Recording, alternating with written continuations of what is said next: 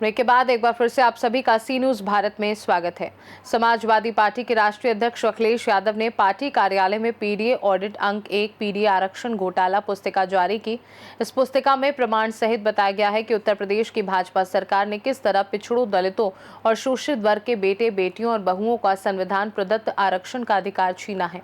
अखिलेश यादव ने कहा कि कैप्टन बाबा साहब डॉक्टर भीमराव अम्बेडकर द्वारा दिए गए संविधान में बराबरी के अधिकार के रूप में मिले आरक्षण को भाजपा सरकार धीरे धीरे समाप्त करने की साजिश कर रही है। पुस्तिका में बताया गया कि भाजपा के 10 साल के शासन में 222 परीक्षाओं में कुल 11,514 पीडीए आरक्षित सीटों की लूट हुई है। पुस्तिका में इसका ब्यौरेवार वितरण दिया गया है। उत्तर प्रदेश भर्ती में पीडीए आरक्षण घोटाले के साथ 69,000 शिक्षक भर्ती घोटाले का पूरा उल्लेख किया गया है। प्रेस वार्ता में उपस्थित जिलाध्यक्ष सुजीत यादव लक्कड़, स्नातक एमएलसी आशुतोष सिन्हा और जिला प्रवक्ता संतोष यादव बबलू एडवोकेट ने कहा कि श्रद्धेय बाबा साहब डॉक्टर भीमराव अम्बेडकर ने हमें संविधान के रूप में सामाजिक न्याय लाने की ताकत दी है। उपेक्षित, वंचित और शोषित समाज में ये चेतना अब पीडीए आंदोलन के रूप में बलवती हुई हो चुकी है। नेताओं ने कहा कि आरक्षण के बिना राजनीतिक लोकतंत्र अधूरा है। आरक्षण रूढ़िवादी और सामंती सामाजिक ढांचे को तोड़ता है। समाजवादी पार्टी भाजपा सरकार के पक्षपात और आरक्षण की लूट के खिलाफ सड़क से सदन तक लड़ती रहेगी। देखिए, घोटाला पर इससे पहले हम लोग बीच में माननीय समाजवादी पार्टी के राष्ट्रीय अध्यक्ष माननीय अखिलेश यादव जी ने उत्तर प्रदेश के सभी जिले के जिलाध्यक्षों को बुलाया गया। उसमें यही बताया गया कि आप लोग जिले पर जाइए प्रेस वालों के बीच में और प्रेस के माध्यम से अपने जिले में बताइए कि हमारा हक कहाँ मारा जा रहा है। भर्तियाँ कितनी निकली, चाहे कृषि विभाग का हो, चाहे पुलिस विभाग का हो, चाहे शिक्षक का भर्ती हो, सब में सरकार ने घोटाला किया है। हमें जो हक मिलना चाहिए बाबा साहब के बनाए हुए संविधान का जो आरक्षण बना है, उस आरक्षण का भी हमें हक नहीं मिल रहा है। जहाँ देखिए ओबीसी है वहाँ में भी जनरल की भर्तियाँ हो जा रही है।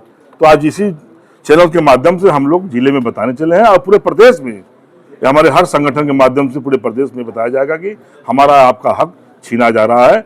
एक सरकार खुले गुंडई से, केवल इनके कुछ अधिकारी हर जिले में ऐसे बैठाए जा रहे हैं जो पूरा मामला गोलमोल कर रहे हैं।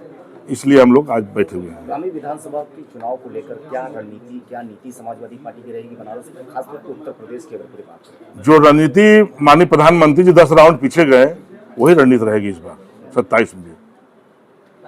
अब की पार 10 लाख के पार चले गए, कहाँ किस पार, तो उसी पार में हम लोग हैं। अब बूथ पर हमारे कार्यकर्ता, सेक्टर प्रभारी, बूथ प्रभारी, विधानसभा अध्यक्ष हमारे मेहनत कर रहे हैं और 27 में हम लोग रिजल्ट देंगे। क्या लग रहा है, सिपाही की भर्ती हो रही है क्या? सिपाही की भर्ती अच्छी बात है, गरीब परिवार का, आपका भी भाई परिवार से भर्ती हो जाए, लेकिन वो भर्ती नहीं हो पाएगी। देख लीजिएगा कि भर्ती के समय कहीं न कहीं रोक आ जाएगा बाबा जी का। मतलब लगता है कि इस बार भी कुछ न कुछ घोटाला होगा इस बार। घोटाला मुख्यमंत्री है, वो सबको बाबा बनाना चाहते हैं। सब लोग बाबा बन जाइए, आश्रम खोल लीजिए, लेकिन नौकरी नहीं दे पाएंगे बाबा जी।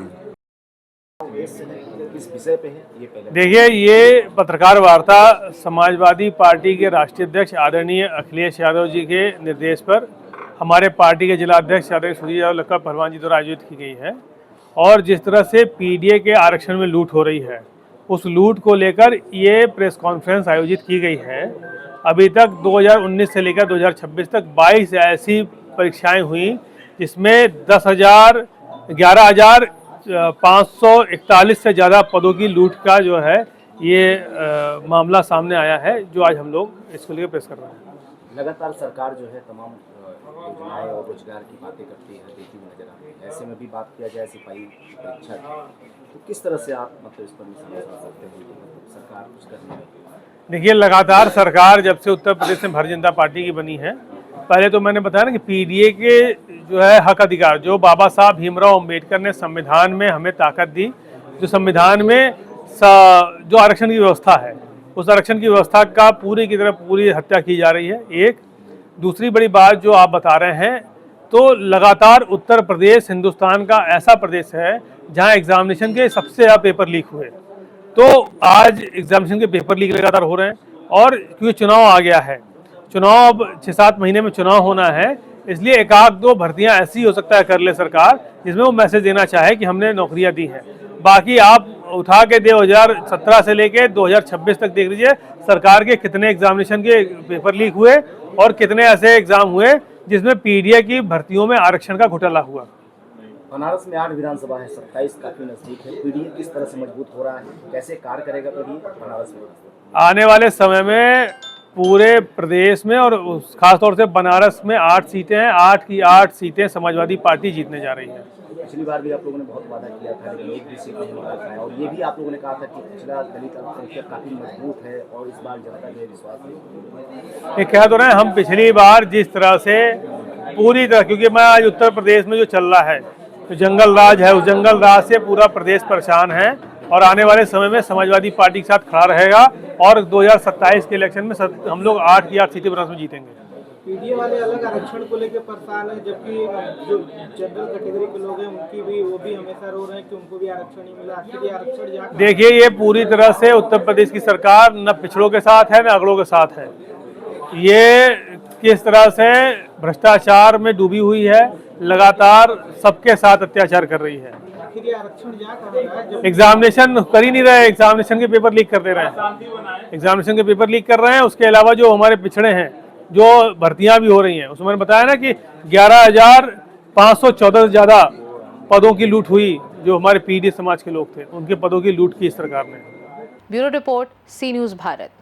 पीडीए ऑडिट पुस्तिका जारी होने के बाद उत्तर प्रदेश की राजनीति में आरक्षण को लेकर सियासी सरगर्मी तेज हो गई है, जिससे आने वाले दिनों में राजनीतिक टकराव और बढ़ने की संभावना है। खास रिपोर्ट में फिलहाल के लिए इतना ही। बने रहिए सी न्यूज़ भारत के साथ।